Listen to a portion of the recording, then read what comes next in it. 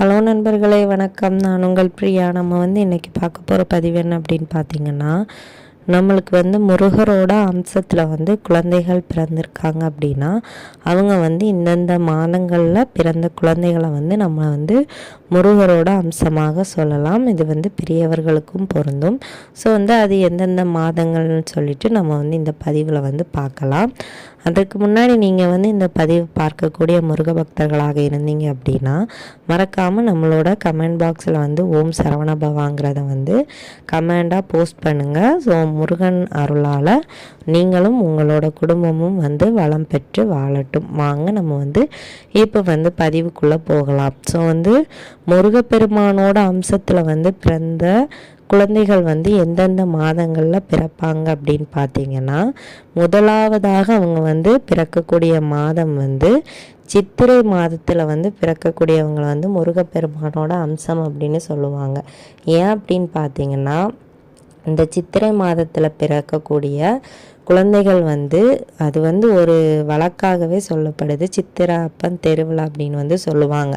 So அந்த மாதிரி சித்திரை மாதத்தில் பிறந்த குழந்தைகளை என்ன செய்வாங்க அப்படின்னா, முருகப்பெருமானுக்கு தத்து கொடுப்பாங்களாம். ஏதாவது ஒரு முருகப்பெருமானோட படை வீடுகளில் சென்று முருகப்பெருமானுக்கு, அப்பா நான் என்னோட குழந்தைய உனக்கு தத்து தரேன், நீ அதை திரும்ப எனக்கு நீயே என்னோட குழந்தையா என்கிட்ட வளரணும் அப்படின்னு சொல்லிட்டு மறுபடியும் அந்த குழந்தைய முருகப்பெருமான் கிட்ட இருந்து வாங்கிட்டு வருவாங்களாம்.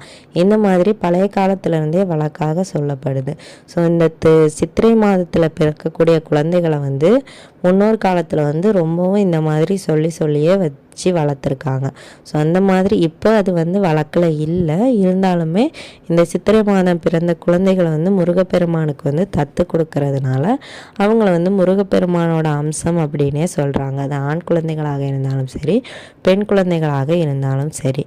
அதுக்கப்புறமா இரண்டாவது மாதம் என்ன அப்படின்னு பார்த்தீங்கன்னா, தை மாதம். தை மாதத்தில் நம்ம தெரியும், நம்ம முருகப்பெருமானுக்கு என்னென்ன ஃபங்க்ஷன்லாம் வரும் அப்படின்னு. அதே மாதிரி முருகப்பெருமானுக்கு தை மாதத்தில் தைப்பூசம் அப்படிங்கிறது ஒரு சிறப்பான நாளாக கொண்டாடப்படுது. ஏன்னா நம்ம முருகப்பெருமான் ஞானப்பழத்துக்காக கோவிச்சிட்டு பழனி மலையில் தஞ்சம் புகுந்த நாள் தான் இந்த தைப்பூசமாக கொண்டாடுறோம். இப்போ ரீசெண்டாக தான் இந்த தைப்பூசமும் முடிந்தது. ஸோ அந்த தைப்பூசத்தில் பிறந்த அந்த குழந்தைகள் முருகப்பெருமானோட முழு அம்சமாக சொல்லப்படுது. ஸோ இந்த தை மாதத்தில் பிறந்த குழந்தைகளும் முருகப்பெருமானோட அம்சம் அப்படின்னு சொல்லப்படுறாங்க. அதே மாதிரி அடுத்ததாக பார்க்கக்கூடிய மாதம் மாசி மாதம். மாசி மாதத்தில் முருகப்பெருமானுக்கு என்ன விசேஷம் வருது அப்படின்னு பார்த்தீங்கன்னா, மாசி மகம் வருது. ஸோ அந்த நாளில் பிறந்த குழந்தைகளும் அந்த மாசி மாதத்தில் பிறந்த குழந்தைகளுமே முருகப்பெருமானோட அம்சங்களாக சொல்லப்படுறாங்க. அதுக்கப்புறமா நம்ம எந்த மாதத்தை பார்க்க போகிறோம் அப்படின்னு பார்த்தீங்கன்னா, பங்குனி மாதம். பங்குனி மாதம் முருகப்பெருமானுக்கு என்ன சிறப்பான நாள் அப்படின்னு பார்த்தீங்கன்னா, பங்குனி உத்திரம் வருது. ஸோ இந்த பங்குனி உத்திர நாட்டில் பிறந்த அந்த குழந்தைகளை கூட முருகப்பெருமானோட முழு அம்சம் அப்படின்னே நம்ம சொல்லலாம். ஸோ இந்த 4 மாதங்கள்லையும் பிறந்த அதுக்கப்புறமா முக்கியமான ஒரு மாதத்தை நான் விட்டுட்டேன். ஸோ அது என்ன மாதம் அப்படின்னு பார்த்தீங்கன்னா, உங்கள் எல்லாருக்குமே தெரியும், நம்ம ஆறுமுக கடவுளான அந்த கார்த்திகேயன் பிறந்த கார்த்திகை மாதம். ஸோ இந்த கார்த்திகை மாதத்தில் இந்த கார்த்திகை பெண்கள் முருகப்பெருமானை வளர்த்ததுனால இந்த கார்த்திகை மாதம் மிகவும் சிறப்பாக சொல்லப்படுது. ஸோ முருகப்பெருமானுக்கு இன்னொரு பெயரான கார்த்திகேயனும் சிறப்பான ஒரு பெயர்னு உங்கள் எல்லாருக்குமே தெரியும். ஸோ இந்த நாளில் பிறந்த குழந்தைகளையுமே நம்ம முருகப்பெருமானோட முழு அம்சம் அப்படின்னே சொல்கிறோம். ஸோ இந்த 5 மாதங்களையும் பிறந்த ஒவ்வொரு குழந்தைகளுமே முருகப்பெருமானோட முழு அம்சமாக சொல்லப்படுறாங்க.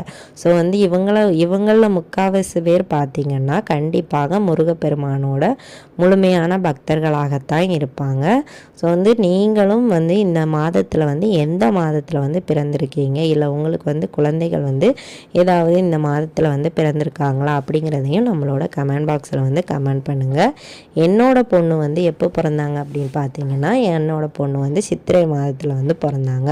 ஸோ உங்கள் வீட்லேயும் குட்டி குழந்தைங்க இருக்கிறாங்க அப்படின்னா அவங்க வந்து முருகப்பெருமானோட இந்த மாதங்களில் வந்து எந்த மாதத்தில் வந்து உங்கள் வீட்டில் வந்து முருகப்பெருமானோட ஒரு அம்சமாக பிறந்திருக்காங்கிறத வந்து நம்மளோட கமெண்ட் பாக்ஸில் வந்து நீங்கள் வந்து தெரியப்படுத்துங்க. ஸோ இந்த பதிவு வந்து உங்களுக்கு வந்து கண்டிப்பாக உபயோகமாக இருக்கும்னு நினைக்கிறேன்.